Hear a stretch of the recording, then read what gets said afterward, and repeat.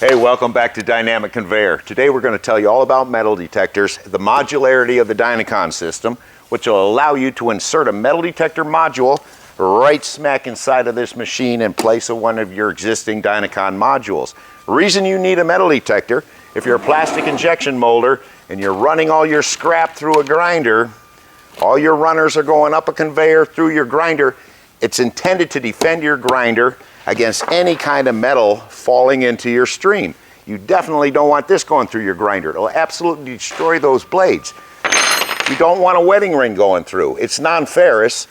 The metal detector will discover that. It'll discover a silver earring. It'll discover any kind of piece of copper wire. Whatever gets into your supply chain, the metal detector is intended to shut your conveyor off until you come over and clear whatever contaminant it is and then restart. You're protecting your grinder, you're protecting your downstream equipment, you're protecting the quality of your end product because you're protecting everything with the metal detector in conjunction with the dynamic conveyor.